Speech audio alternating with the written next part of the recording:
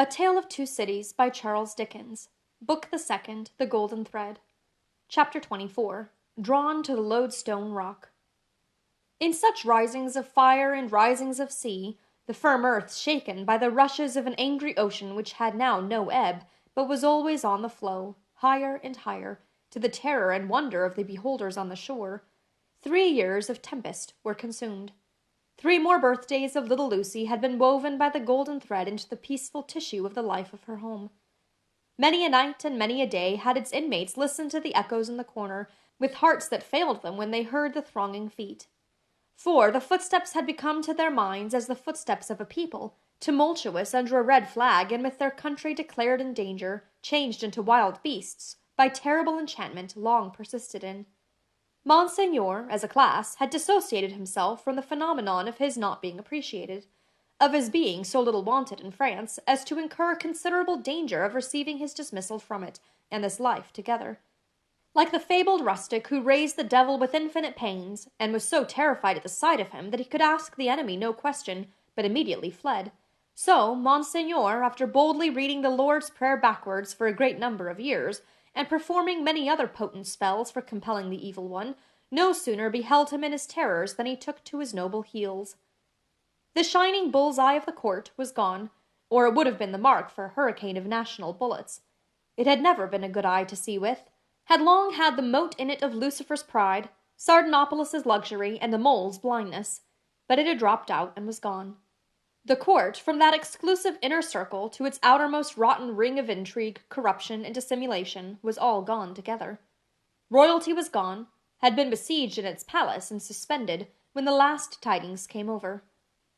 The August of the year 1792 was come, and Monseigneur was by this time scattered far and wide. As was natural, the headquarters and great gathering place of Monseigneur in London was Tellson's Bank. Spirits are supposed to haunt the places where their bodies most resorted, and Monseigneur, without a guinea, haunted the spot where his guineas used to be. Moreover, it was the spot to which such French intelligence as was most to be relied upon came quickest. Again, Tellson's was a munificent house, and extended great liberality to old customers who had fallen from their high estate. Again, those nobles who had seen the coming storm in time, and anticipating plunder of confiscation, had made provident remittances to Tellson's, were always to be heard of there by their needy brethren. To which it must be added that every newcomer from France reported himself and his tidings at Tellson's almost as a matter of course. For such variety of reasons, Tellson's was at that time, as to French intelligence, a kind of high exchange, and this was so well known to the public, and the inquiries made there were in consequence so numerous, that Tellson's sometimes wrote the latest news out in a line or so, and posted it in the bank windows, for all who ran through Temple Bar to read. On a steaming, misty afternoon, Mr. Lorry sat at his desk, and Charles Darnay stood leaning on it, talking with him in a low voice. The penitential den, once set apart for interviews at the House, was now the news exchange, and was filled to overflowing. It was within half an hour or so of the time of closing. "But, although you are the youngest man that ever lived," said Charles Darnay, rather hesitating, "I must still suggest to you—" "I understand that I am too old," said Mr. Lorry. "Unsettled weather, a long journey, uncertain means of traveling, a disorganized country, a city that may not be even safe for you." "My dear Charles," said Mr. Lorry, with cheerful confidence, "you touch some of the reasons for my going, not for my staying away. It is safe enough for me. Nobody will care to interfere with an old fellow of hard upon 80 when there are so many people there much better worth interfering with. As to its being a disorganized city, if it were not a disorganized city, there would be no occasion to send somebody from our house here to our house there, who knows the city and the business of old, and is in Tellson's confidence. As to the uncertain traveling, the long journey, and the winter weather, if I were not prepared to submit myself to a few inconveniences for the sake of Tellson's after all these years, who ought to be?" "I wish I were going myself," said Charles Darnay, somewhat restlessly, and like one thinking aloud. "Indeed, you are a pretty fellow to object and advise," exclaimed Mr. Lorry. "You wish you were going yourself? And you a Frenchman born? You are a wise counsellor." "My dear Mr. Lorry, it is because I am a Frenchman born that the thought, which I did not mean to utter here, however, has passed through my mind often. One cannot help thinking, having had some sympathy for the miserable people, and having abandoned something to them. He spoke here in his former thoughtful manner, that one might be listened to, and might have the power to persuade to some restraint. Only last night, after you had left us, when I was talking to Lucy— When you were talking to Lucy, Mr. Lorry repeated. Yes, I wonder you were not ashamed to mention the name of Lucy. Wishing you were going to France at this time of day. However, I am not going, said Charles Darnay with a smile. It is more to the purpose that you say you are. And I am, in plain reality. The truth is, my dear Charles— Mr. Lorry glanced at the distant house and lowered his voice. You can have no conception of the difficulty with which our business is transacted, and of the peril in which our books and papers over yonder are involved. The Lord above knows what the compromising consequences would be to numbers of people if some of our documents were seized or destroyed, and they might be, at any time, you know, for who can say that Paris is not set afire today, or sacked tomorrow? Now, a judicious selection from these with the least possible delay, and the burying of them, or otherwise getting of them out of harm's way, is within the power, without loss of precious time, of scarcely anyone but myself, if anyone. And shall I hang back, when Tellson's knows this, and says this? Tellson's, whose bread I have eaten these 60 years, because I am a little stiff about the joints? Why, I am a boy, sir, to half a dozen old codgers here. How I admire the gallantry of your youthful spirit, Mr. Lorry. Tut! Nonsense, sir. And, my dear Charles, said Mr. Lorry, glancing at the house again, you are to remember that getting things out of Paris at this present time, no matter what things, is next to an impossibility. Papers and precious matters were this very day brought to us here. I speak in strict confidence. It is not businesslike to whisper it, even to you, by the strangest bearers you can imagine, every one of whom had his head hanging on by a single hair as he passed the barriers. At another time our parcels would come and go as easily as in business-like old England, but now everything is stopped. And do you really go tonight? I really go tonight, for the case has become too pressing to admit of delay. And do you take no one with you? All sorts of people have been proposed to me, but I will have nothing to say to any of them. I intend to take Jerry.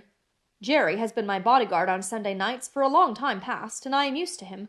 Nobody will suspect Jerry of being anything but an English bulldog, or of having any design in his head but to fly at anybody who touches his master. I must say again that I heartily admire your gallantry and youthfulness. I must say again, nonsense, nonsense. When I have executed this little commission, I shall, perhaps, accept Tellson's proposal to retire and live at my ease. Time enough, then, to think about growing old. This dialogue had taken place at Mr. Lorry's usual desk, with Monseigneur swarming within a yard or two of it, boastful of what he would do to avenge himself on the rascal people before long. It was too much the way of Monseigneur under his reverses as a refugee, and it was much too much the way of native British orthodoxy to talk of this terrible revolution as if it were the only harvest ever known under the skies that had not been sown, as if nothing had ever been done, or omitted to be done, that had led to it, as if observers of the wretched millions in France and of the misused and perverted resources that should have made them prosperous had not seen it inevitably coming years before, and had not in plain words recorded what they saw. Such vaporing, combined with the extravagant plots of Monseigneur for the restoration of a state of things that had utterly exhausted itself, and worn out heaven and earth as well as itself, was hard to be endured without some remonstrance by any sane man who knew the truth.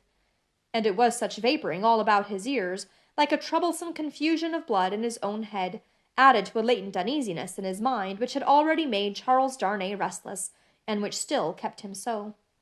Among the talkers was Stryver of the King's Bench Bar, for on his way to state promotion, and therefore loud on the theme, broaching to Monseigneur his devices for blowing the people up and exterminating them from the face of the earth, and doing without them, and for accomplishing many similar objects akin in their nature to the abolition of eagles by sprinkling salt on the tails of the race.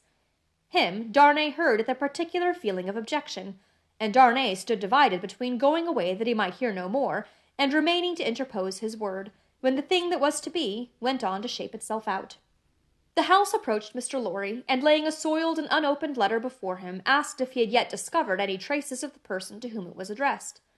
The house laid the letter down so close to Darnay that he saw the direction, the more quickly because it was his own right name. The address, turned into English, ran, "Very pressing, to Monsieur heretofore the Marquis Saint-Evremond of France, confided at the cares of Messrs. Tellson and Co., bankers, London, England." On the marriage morning, Dr. Manette had made it his one urgent and express request to Charles Darnay that the secret of this name should be, unless he, the doctor, dissolved the obligation, kept inviolate between them. Nobody else knew it to be his name. His own wife had no suspicion of the fact. Mr. Lorry could have none. "No," said Mr. Lorry, in reply to the House. "I've referred it, I think, to everybody now here, and no one can tell me where this gentleman is to be found." The hands of the clock verging upon the hour of closing the bank, there was a general set of the current of talkers past Mr. Lorry's desk. He held the letter out inquiringly, and Monseigneur looked at it, in the person of this plotting and indignant refugee, and Monseigneur looked at it in the person of that plotting and indignant refugee, and this, that, and the other, all had something disparaging to say, in French or in English, concerning the Marquis who was not to be found.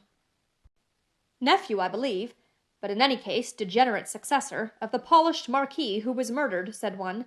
"Happy to say, I never knew him." "A craven who abandoned his post," said another. This Monseigneur had been got out of Paris, legs uppermost and half suffocated in a load of hay, some years ago. "Infected with the new doctrine," said a third, eyeing the direction through his glass and passing, "set himself in opposition to the last Marquis, abandoned the estates when he inherited them, and left them to the ruffian herd. They will recompense him now, I hope, as he deserves." "Hey?" cried the blatant Stryver. "Did he, though? Is that the sort of fellow? Let us look at his infamous name. Damn the fellow!" Darnay, unable to restrain himself any longer, touched Mr. Stryver on the shoulder, and said, "I know the fellow." "Do you, by Jupiter?" said Stryver. "I am sorry for it." "Why?" "Why, Mr. Darnay? Do you hear what he did? Don't ask why in these times." "But I do ask why." "Then I tell you again, Mr. Darnay, I am sorry for it. I am sorry to hear you putting any such extraordinary questions. Here is a fellow who, infected by the most pestilent and blasphemous code of devilry that ever was known, abandoned his property to the vilest scum of the earth that ever did murder by wholesale, and you ask me why I am sorry that a man who instructs youth knows him? Well, but I'll answer you. I am sorry because I believe there is contamination in such a scoundrel, that's why." Mindful of the secret, Darnay with great difficulty checked himself, and said, "You may not understand the gentleman." "I understand how to put you in a corner, Mr. Darnay," said bully Stryver, "and I'll do it. If this fellow is a gentleman, I don't understand him. You may tell him so, with my compliments. You may also tell him, from me, that after abandoning his worldly goods and position to this butcherly mob, I wonder he is not at the head of them. But, no, gentlemen," said Stryver, looking all round and snapping his fingers, "I know something of human nature, and I tell you that you'll never find a fellow like this fellow, trusting himself to the mercies of such precious protégés.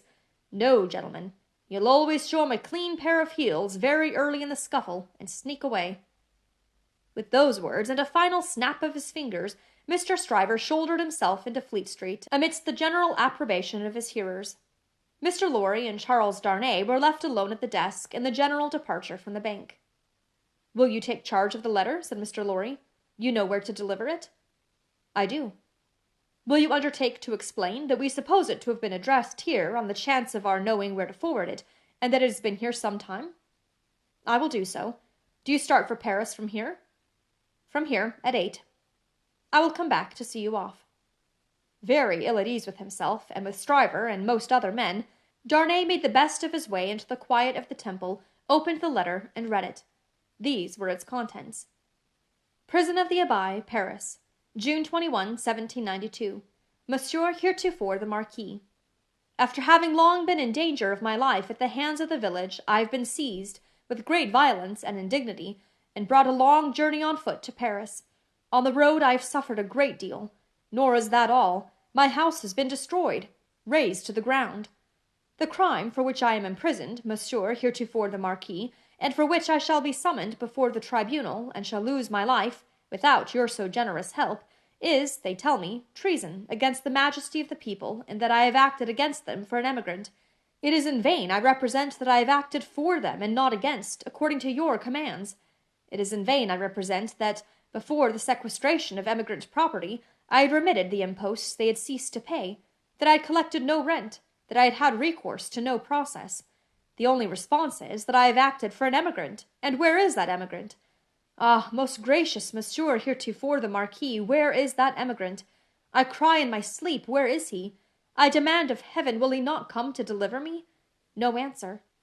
Ah, monsieur, heretofore the Marquis, I send my desolate cry across the sea, hoping it may perhaps reach your ears through the great bank of Tilson known at Paris. For the love of heaven, of justice, of generosity, of the honor of your noble name, I supplicate you, monsieur, heretofore the Marquis, to succor and release me. My fault is that I have been true to you. O monsieur, heretofore the Marquis, for the love of heaven, of justice, of generosity, of the honor of your noble name, I supplicate you, monsieur, heretofore the Marquis, to succor and release me. My fault is that I have been true to you. O monsieur, heretofore the Marquis, I pray you be you true to me. From this prison here of horror, whence I every hour tend nearer and nearer to destruction, I send you, monsieur, heretofore the Marquis, the assurance of my dolorous and unhappy service. Your afflicted Gabelle. The latent uneasiness in Darnay's mind was roused to vigorous life by this letter. The peril of an old servant, and a good one, whose only crime was fidelity to himself and his family, stared him so reproachfully in the face that as he walked to and fro in the temple, considering what to do, he almost hid his face from the passers-by. He knew very well that in his horror of the deed which had culminated the bad deeds and bad reputation of the old family house, in his resentful suspicions of his uncle, and in the aversion with which his conscience regarded the crumbling fabric that he was supposed to uphold, he had acted imperfectly. He knew very well that in his love for Lucy, his renunciation of his social place, though by no means new to his own mind, had been hurried and incomplete. He knew that he ought to have systematically worked it out and supervised it, and that he had meant to do it, and that it had never been done. The happiness of his own chosen English home, the necessity of being always actively employed, the swift changes and troubles of the time which had followed on one another so fast that the events of this week annihilated the immature plans of last week, and the events of the week following made all new again. He knew very well that to the force of these circumstances he had yielded, not without disquiet, but still without continuous and accumulating resistance. That he had watched the times for a time of action, and that they had shifted and struggled until the time had gone by, and the nobility were trooping from France by every highway and byway, and their property was in course of confiscation and destruction, and their very names were blotting out, was as well known to himself as it could be to any new authority in France that might impeach him for it. But he had oppressed no man, he had imprisoned no man. He was so far from having harshly exacted payment of his dues that he had relinquished them of his own will, thrown himself on a world with no favor in it, won his own private place there, and earned his own bread. Monsieur Gabelle had held the impoverished and involved estate on written instructions to spare the people, to give them what little there was to give, such fuel as the heavy creditors would let them have in the winter, and such produce as could be saved from the same grip in the summer. And no doubt he had put the fact in plea and proof for his own safety, so that it could not but appear now. This favored the desperate resolution Charles Darnay had begun to make, that he would go to Paris. Yes, like the mariner in the old story, the winds and streams had driven him within the influence of the lodestone rock, and it was drawing him to itself, and he must go. Everything that arose before his mind drifted him on faster and faster, more and more steadily, to the terrible attraction. His latent uneasiness had been that bad aims were being worked out in his own unhappy land by bad instruments, and that he who could not fail to know that he was better than they was not there, trying to do something to stay bloodshed and assert the claims of mercy and humanity. With this uneasiness half stifled and half reproaching him, he had been brought to the pointed comparison of himself with the brave old gentleman in whom duty was so strong. Upon that comparison, injurious to himself, had instantly followed the sneers of Monseigneur, which had stung him bitterly, and those of Stryver, which above all were coarse and galling for old reasons. Upon those had followed Gabelle's letter, the appeal of an innocent prisoner in danger of death to his justice, honor, and good name. His resolution was made. He must go to Paris. Yes, the lodestone rock was drawing him, and he must sail on until he struck. He knew of no rock. He saw hardly any danger. The intention with which he had done what he had done, even although he had left it incomplete, presented it before him in an aspect that would be gratefully acknowledged in France on his presenting himself to assert it. Then that glorious vision of doing good, which is so often the sanguine mirage of so many good minds, arose before him, and he even saw himself in the illusion with some influence to guide this raging revolution that was running so fearfully wild. As he walked to and fro with his resolution made, he considered that neither Lucy nor her father must know of it until he was gone. Lucy should be spared the pain of separation, and her father, always reluctant to turn his thoughts towards the dangerous ground of old, should come to the knowledge of the step as a step taken, and not in the balance of suspense and doubt. How much of the incompleteness of his situation was referable to her father, through the painful anxiety to avoid reviving old associations of France in his mind, he did not discuss with himself. But that circumstance, too, had had its influence in his course. He walked to and fro, with thoughts very busy, until it was time to return to Tellson's and take leave of Mr. Lorry. As soon as he arrived in Paris, he would present himself to this old friend, but he must say nothing of his intention now. A carriage with post-horses was ready at the bank door, and Jerry was booted and equipped. "I have delivered that letter," said Charles Darnay to Mr. Lorry. "I would not consent to your being charged with any written answer, but perhaps you will take a verbal one?" "That I will, and readily," said Mr. Lorry, "if it is not dangerous." "Not at all, though it is to a prisoner in the Abbaye." "What is his name?" said Mr. Lorry, with his open pocket-book in his hand. "Gabelle." "Gabelle, and what is the message to the unfortunate Gabelle in prison?" "Simply, that he has received the letter, and will come." "Any time mentioned?" "He will start upon his journey tomorrow night." "Any person mentioned?" "No." He helped Mr. Lorry to wrap himself in a number of coats and cloaks, and went out with him from the warm atmosphere of the old bank into the misty air of Fleet Street. "My love to Lucy, and to little Lucy," said Mr. Lorry at parting, "and take precious care of them till I come back." Charles Darnay shook his head and doubtfully smiled as the carriage rolled away. That night, it was the 14th of August, he sat up late, and wrote 2 fervent letters. One was to Lucy, explaining the strong obligation he was under to go to Paris, and showing her at length the reasons that he had for feeling confident that he could become involved in no personal danger there. The other was to the doctor, confiding Lucy and their dear child to his care, and dwelling on the same topics with the strongest assurances. To both he wrote that he would dispatch letters in proof of his safety immediately after his arrival. It was a hard day, that day of being among them, with the first reservation of their joint lives on his mind. It was a hard matter to preserve the innocent deceit of which they were profoundly unsuspicious. But an affectionate glance at his wife, so happy and busy, made him resolute not to tell her what impended. He had been half moved to do it, so strange it was to him to act in anything without her quiet aid, and the day passed quickly. Early in the evening he embraced her and her scarcely less dear namesake, pretending that he would return by and by. An imaginary engagement took him out, and he had secreted a valise of clothes ready, and so he emerged into the heavy mist of the heavy streets, with a heavier heart. The unseen force was drawing him fast to itself now, and all the tides and winds were setting straight and strong towards it. He left his 2 letters at the trusty porter to be delivered half an hour before midnight, and no sooner, took horse for Dover, and began his journey.